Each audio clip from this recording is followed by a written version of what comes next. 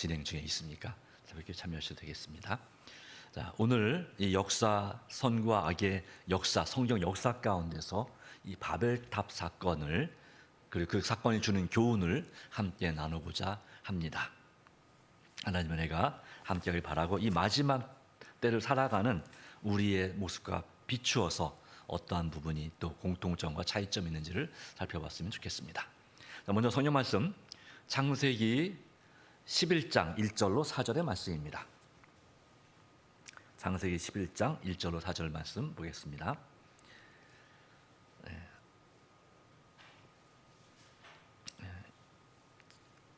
온 땅에 언어가 하나요 말이 하나였더라. 이에 그들이 동방으로 옮기다가 시날 평지를 만나 거기 거류하며 서로 말하되, 자, 벽돌을 만들어 견고히 굽자 하고, 이에 벽돌로 돌을 대신하며 역청으로 진흙을 대신하고, 또 말하되, 자, 성읍과 탑을 건설하여 그 탑 꼭대기를 하늘에 닿게 하여 우리의 이름을 내고 온 지면에 흩어짐을 면하자 하였더니, 5절에는 여긴 없지만 여호와께서 사람들이 건설한 그 성읍과 탑을 보려고 내려오셨더라 했습니다. 여기에 이 하나님의 백성이라고 또 했던 사람들이, 그런 하나님을 떠난 사람들이 바로 이 바벨탑을 쌓는 사건을 보여주고 있습니다. 온 땅의 언어가 하나였고 말이 하나였습니다. 원래는 지금처럼 다양한 말이 있지 않았습니다. 물론 사투리는 있을지 모르겠지만 전체적으로 언어가 하나였습니다. 그래서 최초의 언어가 무엇인지는 오늘 분명히 이 중에 있을 텐데, 최초의 언어가 무엇인지는 알 수는 없습니다. 그것이 히브리어인지 아니면은 다른 언어인지 알 수가 없습니다. 처음에는 이 노아의 후손들이 다 같이 모여 살았습니다. 근데 그 중에는 하나님을 노아처럼 잘 믿는 후손들도 있었고, 또 반면에 하나님을 잘 안 믿는 후손들도 있었습니다. 어떤 사람들이 하나님의 도를 저버리기 시작했습니다. 일부는 노아의 모본을 따라서 하나님의 계명을 순종했지만, 많은 사람들은 믿지 않고 반역적이었으며 심지어는 이 홍수도에 대한 생각도 달랐다고 하는 것입니다. 하나님께서 홍수를 내리셨다라고 하는 것이 원래 가르침이지만, 그것을 우연히 생겼다. 또 인간이 재난을 초래한 결과로 인간 스스로 그런 홍수가 일어나게 문명을 잘못 활용했다. 이런 식으로 이제 해석을 하는 경향들이 생겨나게 됐습니다. 하나님과 원수 관계에 있는 사람들은 하나님을 사랑하고 순종하는 사람들, 또 하나님을 높이는 자들의 의로운 담화와 경건한 상태, 그 생애 때문에 날마다 스트레스를 받았습니다. 책망당하고 있음을 느꼈다 그랬어요. 오늘날에도 선한 사람 옆에 가족이 살면, 한 착한 사람이 있으면 그 사람 때문에 다른 가족들이 감화를 받아야 되는데, 어떤 경우는 혼자만 잘난 체 한다고 스트레스를 받는 경우도 있습니다. 자기만 착한 줄 알아 뭐 이렇게 하면서 그렇게 하는 경우가 있는데, 그와 같은 일들이 있었습니다. 그렇기 때문에 믿지 않는 자들은 저희들끼리, 믿지 않는 사람들끼리 협의한 다음에 의로운 생애를 삶으로 그들의 악한 행동을 끊임없이 제지하는 그 신실한 자들과의 교제를 끊기로 의견을 모았습니다. 마치 아버지 어머니의 이 자녀들이 잘 되기 바라는 그 소리가, 말씀이 뭘로 들립니까? 잔소리로 들리는 거나 마찬가지. 하나님을 잘 믿는 백성들이 하는 말들이 그들에게 날마다 책망이 되고 부담이 되기 때문에 그들의 삶을 고치는 대신에 어떻게 하기로 했습니까? 그들과 교제를 끊기로 의견을 모았다. 그래서 그들이 분리되어서 떠나가게 되었다라고 하는 것입니다. 하나님을 두려워하는 그 형제들의 교훈과 모본을 늘 귀찮게 여겼다. 또 잔소리하는구나, 이렇게 여겼다라고 하는 거죠. 그래서 탕자처럼 그들은 하나님을 경배하는 자들과 분리되어 떠나가기로. 그래서 이 산 중에 살았는데 이제 골짜기 평야지대로 내려가게 되는 모습을 볼 수가 있습니다. 그러다가 그들은 의로운 사람들부터 멀리 떠나서 마침내 시날이라고 하는 넓은 평야에 도착해서 거기에 거주하기로 작정했는데, 그러면서 뭘 하게 됐냐면 우리가 이렇게 모여 살면서 강력한 그런 나라를 세우자 하면서 도시를 건설하고 거기에 구름에까지 닿을 만한 높은 탑을 세우려고 했는데 그렇게 함으로써 그 탑 안에서 함께 살면서 다시는 흩어지지 않도록 하기 위해서였다라고 말하고 있습니다. 흩어지지 않으려고 그래서 이 탑을 쌓기를 시작했고 도시를 건설했습니다. 그런데 창세기 9장 1절 말씀 보시면 이렇게 기록하죠. 하나님이 노아와 그 아들들에게 복을 주시며 그들에게 이르시되 뭐라고 했습니까? 생육하고 번성하여 땅에 충만하라. 하나님의 뜻은 이 백성들이 번성해서 하나님을 믿는 믿음을 가지고 이 온 지구, 이 온 세상에 정말 쭉 퍼져나가서 충만하게 또 번영하는 그런 삶을 살게 되기를 바라는 거였습니다. 그런데 하나님을 믿지 않는 사람들은 어떻게 하기를 결심했다고요? 이게 퍼져서 멀리 가는 것이 참 귀찮고 힘든 일이니 또 어떤 두려움이 있을지도 모르고 위험이 있을지도 모르고 안전한 데서 우리끼리 함께 모여 사는 게 좋겠다라고 하는 것입니다. 이런 정신은 오늘날에도 있습니다. 여러분 변화를 좋아하십니까? 싫어하십니까? 자, 가까운 예를 들면 여러분 이제 반이 있습니다. 자, 우리 반에 다른 누가 들어오는 걸 좋아하십니까? 싫어하십니까? 들어오는 걸 좋아해요. 그런데 우리 반을 나눈다 그러면 싫습니까? 좋습니까? 네, 이것도 마찬가지. 예. 익숙하고 친한 사람들끼리 같이 한 그룹으로 계속 살고 싶은 것입니다. 그것이 사람의 기본적인 마음이다 하는 것입니다. 그런데 우리 이 시대에도 정말 진정한 변화와 더 많은 축복을 경험하려면 더 열심히 일해서 번성한다면은 그 번식 나눠서 나눴다고 해서 그 딴 반이 아예 딴 반 되는 거 아니에요. 우리 반에서 나누면 그 반은 다 우리 반인 거예요. 그런 개척 정신이 있어야 되는데 그런 정신이 별로 없다고 하는 것을 우리에게 보여줍니다. 예. 뭐 장단점이 있죠. 개척하는 것은 참 힘든 것입니다. 물론 그렇게 말씀하기는 우리가 살면 얼마나 산다고 굳이 나눕니까? 이렇게 할 수도 있겠어요. 네, 그런데 그런 것도 있습니다. 욕심도 있고 안정감도 있고 또 낯선 사람 사귀는 것도 불편하고 여러 가지 이유가 있습니다. 물론 이제 다른 이유도 있겠지만 어쨌든 그런 비슷한 원리가 이 바벨탑을 쌓는 사건에도 있었다. 근데 목적은 하나님께 영광을 돌리는 것이 아니라 이 바벨탑을 쌓는 사람들이 하나님을 잘 믿는 사람들이었다고 했어요? 아니라고 그랬어요. 하나님을 잘 안 믿는 사람들이었어요. 바벨탑을 쌓는 사람들은 하나님을 믿는 사람들은 이 말씀대로 생육하고 번성의 땅에 충만하여 흩어지라고 하는 말씀을 중요하게 생각했지만 그러나 다른 하나님을 믿는 사람들 떠나온 사람들은 그들끼리 모여 사는 것이 더 편하고 더 힘이 있다고 생각했어요.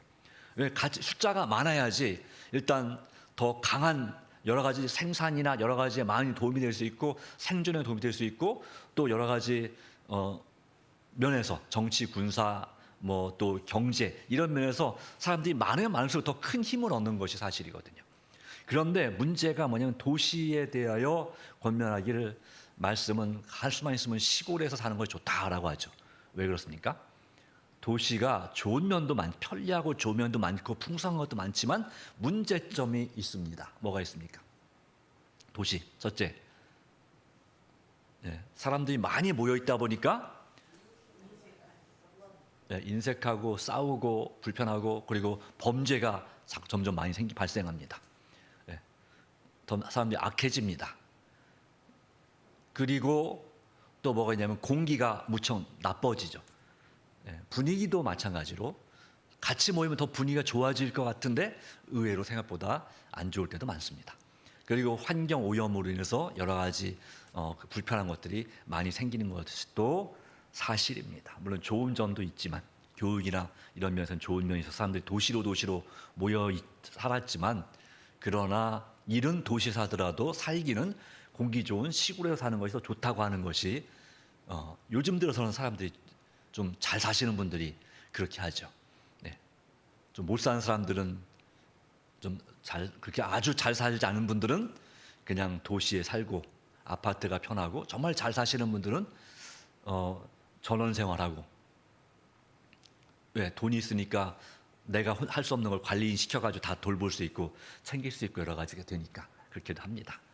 자, 그런 모습들이 있었는데요. 자, 어쨌든 도시에서 그들의 목적은 하늘까지 닿을 굉장한 탑을 쌓아서 그 탑의 건설자들의 명성을 후대에 길이 보존시키면서 저들의 능력과 지혜의 기념비로 서 있게 하고자 의도되었다고 하는 그런 의도가 있었다고 하는 것입니다.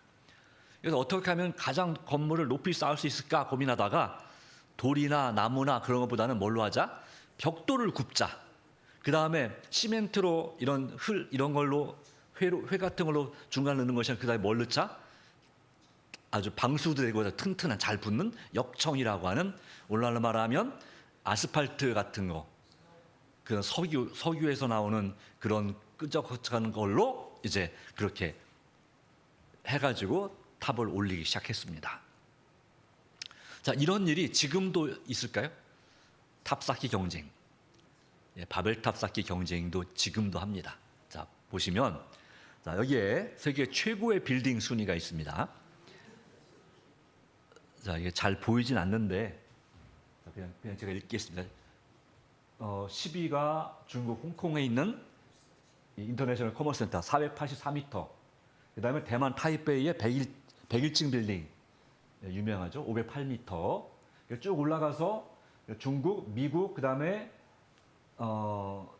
여섯 번째가 바로 뭐냐면 바로 우리나라 롯데월드 타워 555m입니다. 자, 그다음에 좀 더 가면 다시 또 중국, 그다음에 사우디, 다시 중국 상하이 타워가 632m. 그다음에 현존하는 최고의 빌딩은 부르즈 칼리파라고 해서 아랍에미리트에 있는 828m짜리의 건물 빌딩입니다. 그런데 지금 사우디아라비아에서 한참 짓고 있는데 바로 제다 타워라고 해서 얼마짜리를 짓냐면 1000m짜리를 지으려고 합니다. 1000m. 구름 위, 자, 구름이 한 몇 미터쯤 지나가나요? 보통 어떻게 생각하세요? 네, 제가 여기 일산 쪽으로 쭉 외곽선으로 외곽 타고 쭉 가다 보면 김포대교 가기 직전에 오른쪽에 한 75층짜리 아파트들이 몇 채가 있습니다. 75층, 54층인가 75층인가, 하여튼 54층 하여튼 이상 되는데 구름이 그 중간으로 지나가더라고요. 그러니까 아파트 한 30층 이상 40층 그 사이로 구름이 지나가요. 낮은 구름은. 조금 높은 구름은 한 100m, 200m, 300m 정도 지나갑니다. 예전에 저희가 시골에서 교회 갈 때 조그만 저희 고개가 있어서 한 높이가 한 500m 좀 안 되는 고개인데 거기에 올라가면 이제 사실 이제 그 올라갈 때부터 구름 속을 올라가는 거예요. 올라가서 위에 딱 보면 밑에 구름이 쫙 깔려 있어요. 양탄처럼. 그러니까 해발 300-400m 정도 되는 높이에 구름이 쫙 깔려 있어요. 네. 그러니까 여기 지금 이 484m 정도 이상 되는 이 빌딩들은 다 구름 위에 있는 그런 빌딩들이 되겠습니다. 물론 더 높은 구름도 있지만 구름이 보니까 비행기 타 보니까 구름이 1층, 2층, 3층 이렇게 있더라고요. 이렇게 돼 있는데 그러니까 이렇게 해서 그들의 이름을 내겠다. 그리고 하나님에게까지 이르겠다라고 하는 것이 그 제일 꼭대기에다가 물론 그들이 아무리 높이 탑을 올려도 하나님에게까지는 이룰 수 없다는 것을 알긴 알겠죠.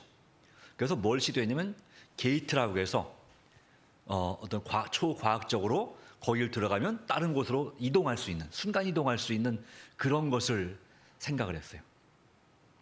그래서 사단의 지식을 받아서 천국과 이 지구를 연결하는 게이트를 하나 만들겠다. 뭐 이런 식으로 생각을 한 것이에요. 그러니까 적어도 세상에서 볼 때도 정말 까마득하게 높은 빌딩을 한번 지어보겠다라고 했는데 그 빌딩이 여기 나오는 이 빌딩들만큼은 높지 못했다고 확신합니다. 아마 높이가 적어도 그래도 그 당시로 봐도 한 100에서 한 200m 가까이는 그 당시 기술로 올렸겠죠. 그만 해도 대단히 높은 바벨탑인 것입니다. 그 건설자들의 명성을 여기 두 번째 건물 이 부르즈 칼리파는 삼성이 만들었다고 합니다. 예, 우리나라의 건축 기술 대단하죠. 네. 예, 물론 삼성만 만든 게 여러 건설회사 같이 했지만, 자, 건설자들의 명성을 후대에 길이 보존시키면서 저들의 능력과 지혜의 기념비로서 서 있게 하고자 의도가 됐다라고 하는 것입니다. 신할 평야의 거민들은 하나님께서 다시는 홍수로 세상을 멸하지 않으시겠다고 하면서 무지개를 보여줬잖아요. 약속을, 그 언약을 믿지 않았다. 그중 많은 사람들은 하나님의 존재를 부인하고 홍수를 자연적 원인의 결과로 돌렸습니다. 그래서 다시 이런 홍수가 생기면 멸망하지 않기 위해서 뭘 하겠다? 어떤 홍수에도 그렇게 해서 물에 무너지지 않을 그런 튼튼한 이 빌딩을, 탑을 세우겠다고, 고층 건물을 세우겠다고 한 것입니다. 그렇기 때문에 이 물에 강한 거, 벽돌, 그러니까 불에 구운 벽돌, 바로 여기 지금 이런 벽돌 다 불에 구운 벽돌이죠. 교회 우리 것도. 그리고 이런 회반죽 같은 건 물에 녹으니까 뭘로? 방수되는 역청으로, 예, 역청으로 그렇게 해서 탑을 쌓은 것입니다. 결과적으로 이것은 하나님에 대한 도전이었고, 하나님께서 생육하고 번성의 땅에 충만한 온 세상에 퍼져 살라고 하는 말씀에 대한 정면 도전이었습니다. 여기서부터 뭐가 시작되냐면 우상 숭배가 시작됐습니다. 그들은 홍수가 다시 올지라도 안전할 것이라 생각했는데 이는 홍수 때 수위보다 훨씬 더 높게 탑을 세울 것이기 때문이었다. 그렇게 되면 온 세상 사람들이 그들에게 영광을 돌리고 그들은 신과 같이 되어 백성을 지배하게 되리라고 생각했다. 적어도 최소한 계획은 수천 미터짜리 그런 건물을 세워보려고 했던 것 같습니다. 주위에는 산보다 더 높은 건물을 세우려고 한 거니까요. 그렇게 되면 온 세상의 사람들이 그들에게 영광을 돌리고 그들은 신과 같이 되어 백성들을 지배하게 되려고 생각했다라고 하는 것입니다. 그리고 관심을 하나님께로부터 누구한테 돌린 것입니까? 바로 우상 숭배로, 사람에게로, 사람이 신이 되고 하는 그러한 목적으로 이 바벨탑이 고안됐다고 하는 사실을 보여줍니다. 탑의 일부가 완성됐을 때 그 일부는 거주자들 거쳐서 아주 호화찬란하게 장식됐고 그들 스스로 만든 우상들에게 바쳐졌습니다. 그래서 그들은 그들의 성공을 기뻐하고 금, 은으로 만든 신들을 찬양하고 천지의 주제신 하나님을 대적했다고 하는 것이죠. 그렇게 할 수 있었던 이유가 무엇입니까? 언어가 하나였어요. 한 가지 국어를 썼기 때문에 이 일이 가능했다. 그런데 창세기 11장 7절 9절 말씀 보겠습니다. 창세기 11장 7절 9절 말씀 가운데 이와 같이 말합니다. 6절에는 물론 이 말씀이 있습니다. 여호와께서 이르시되 이 무리가 한 족속이 언어도 하나이므로 이같이 시작하였으니 이후로는 그 하고자 하는 일을 막을 수 없으리로다. 그 다음에 7절, 자 우리가 읽겠습니다. 시작. 자 우리가 내려가서 거기서 그들의 언어를 혼잡하게 하여 그들이 서로 알아듣지 못하게 하지 하시고 여호와께서 거기서 그들을 온 지면에 흩으셨으므로 그들이 그 도시를 건설하기를 그쳤더라. 그러므로 그 이름을 바벨이라 하니 여호와께서 거기서 온 땅의 언어를 혼잡하게 하셨습니다. 여호와께서 거기서 그들을 온 지면에 흩으셨더라. 바로 이곳을 바벨, 혼잡이란 뜻을 가졌는데 수천 개, 한 개의 언어를 수천 개의 언어로 흩어버리셨습니다. 각 가족들마다 다른 언어를 쓰게 만든 거죠. 그러니까 이것이 어린이 선생님들이 아주 재밌게 얘기를 해주죠. 이 바벨탑 사건에 대해서는 들어본 적 있으시죠? 선생님으로서. 저 밑에 땅 밑에 있고 그 다음에 한 50m 위에 연락병 한 명 있고 그 다음에 한 100m 위에 하나 있고 그 위에 또 있고 이게 꼭대기까지 있는데 밑에서 위에서 이제 뭘 갖고 와라? 예, 자 망치 갖고 와라. 그러면 이게 전달하는데 어떻게 돼요? 망치가 이상한 걸 갖고 오는 거예요. 아이, 목이 마르니 밥 갖고 와라. 그러면 뭐 갖고 와요? 갑자기 물만 들고 온다든가 아니면 뭐래 도대체? 몰라 아무거나 가져가. 해가지고 다른 장비를 가져가요. 그러다 보니까 서로 막 싸우는 거죠. 아니 내가 분명히 밥 가져오라고 했는데 망치 가져오라고 했는데 이런 걸 가져오냐고 해서 막 싸우는데 말이 통해야지. 갑자기 애들이 왜 이상한 말을 하지? 서로 말을 못 알아듣는 거죠. 그래서 막 싸우다가 안 되겠다. 이게 도저히 일을 할 수가 없다.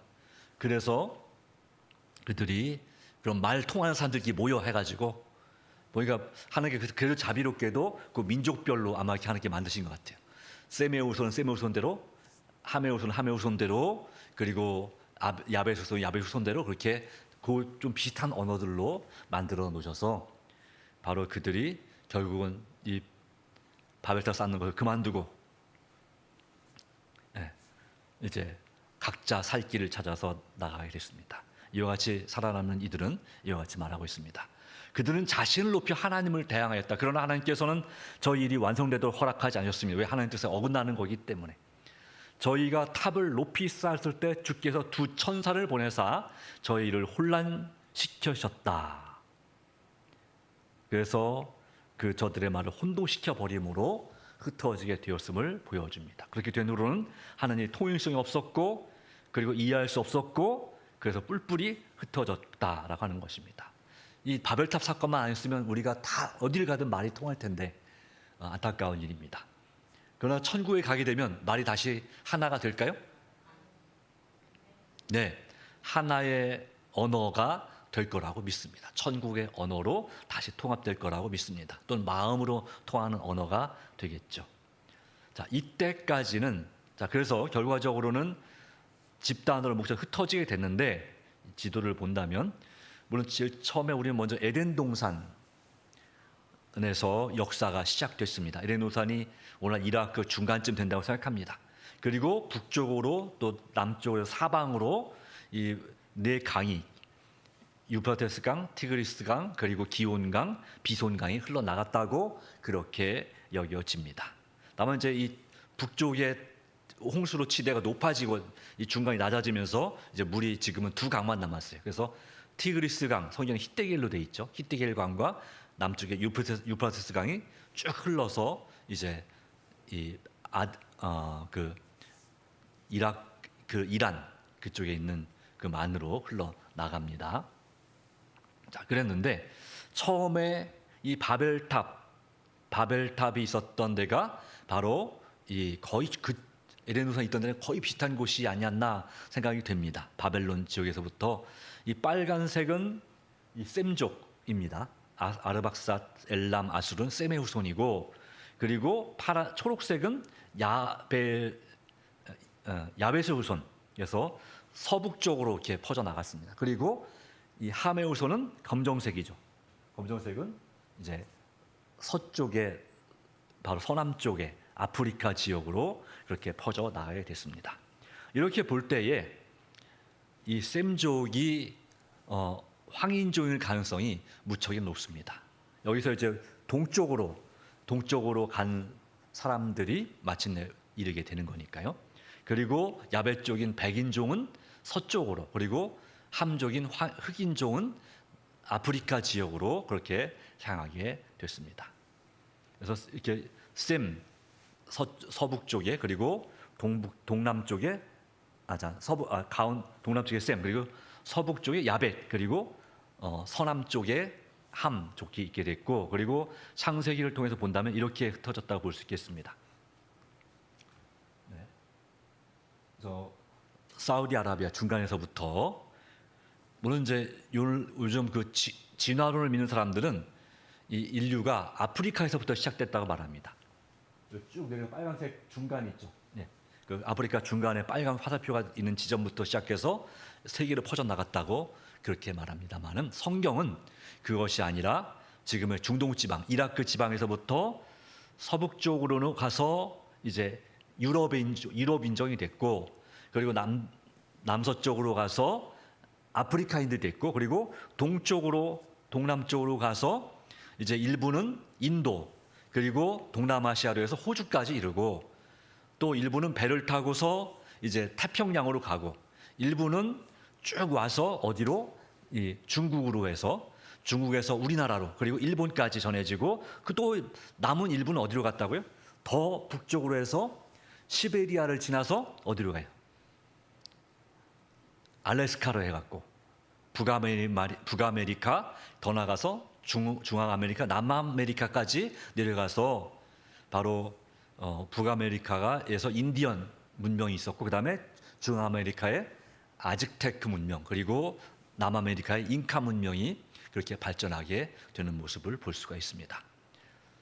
이 아메리카, 이 시베리아, 그러니까 오늘날 시베리아에서 이 알래스카로 건너가는 곳은 이 동영상을 요즘 가끔 이제 보면 이 알래스카에 사는 주민들이 이 시베리아 쪽으로 건너와서 사람들 만나고 하는 가족들을 만나고 하는 그 장면이 있는데 그렇게 멀지 않습니다. 저 멀리 이 알래스카가 보입니다. 시베리아에서 알래스카에서 시베리아가 보이고 마치 우리나라에 우리 여기서 저쪽 남쪽에 있는 불곡산이나 의정부의 그 안테나 있는 그 산 보는 것 정도로 그렇게 한 수십 킬로 거리에 얼죠. 그래서 배를 타고 건넜든지 아니면 얼은 바다를 통해서 건너갔다고 추측이 됩니다. 어차피 빤히 보이니까 가보니 끝도 없이 넓거든요. 그래가지고 여기 괜찮겠다고 쭉 내려가다 보니까 살만한 곳을 발견될 수 있겠죠.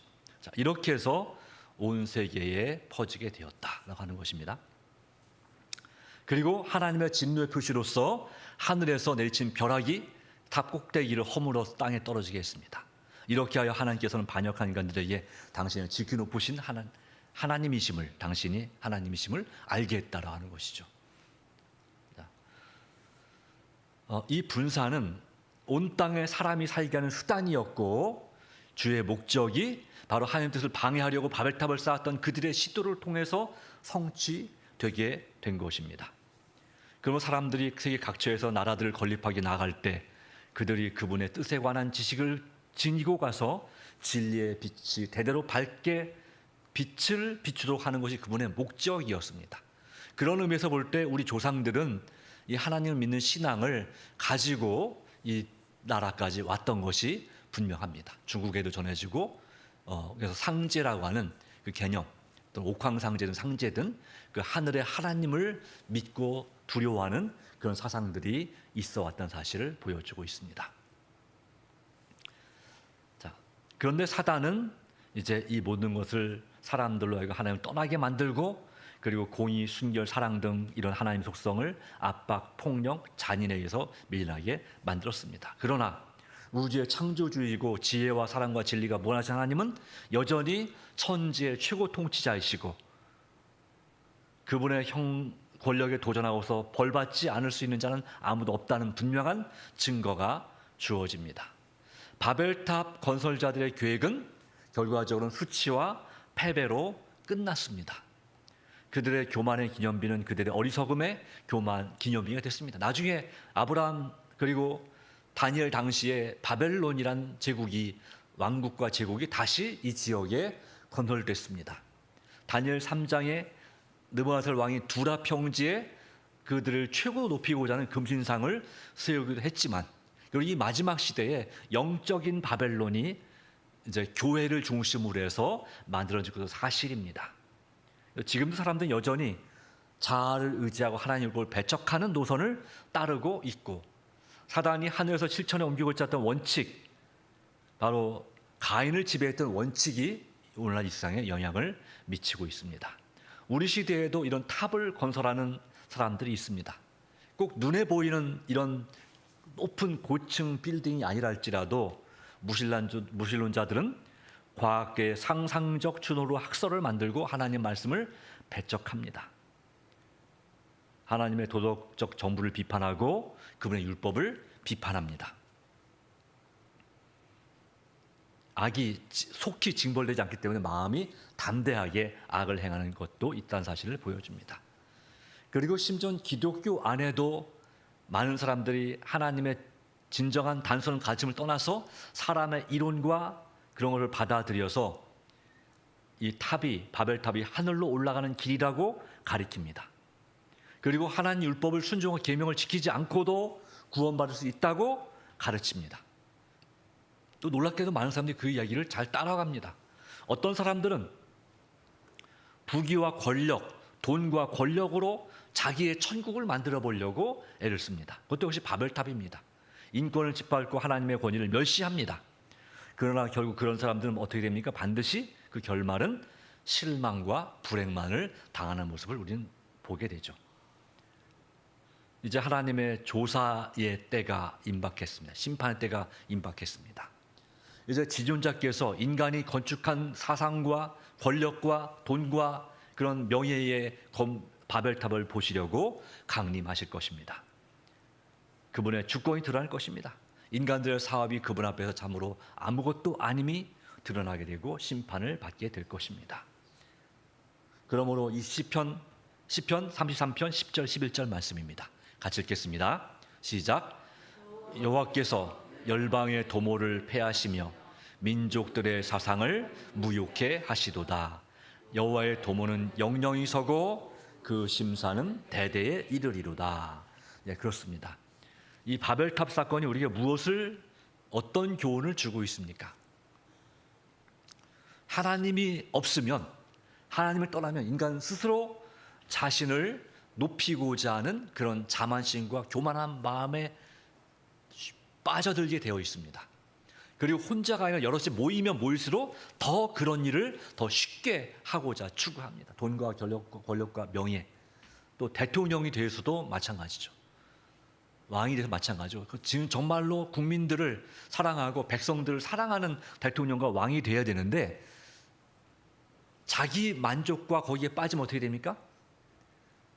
내 말 안 듣는 것들은 다 역적이고 죽일 놈들인 거죠. 예, 그렇게 되죠. 그리고 자기만의 바벨탑을 쌓은 거나 마찬가지로 결과적으로 거기서 너무 도에 지나치게 행동함으로 결국은 그 자리에서 불명예스럽게 내려와야 되는 안타까운 일들이 수없이 많이 수천 년의 세대에 걸쳐서 반복되어져 오고 있습니다. 오늘 우리도 마찬가지입니다. 우리 마음이 하나님을 잃어버리고 하나님의 말씀을 등한히하고 내 자신만 잘나는 줄 알고 그렇게 나댄다면 우리도 마찬가지로 어떻게 될까요?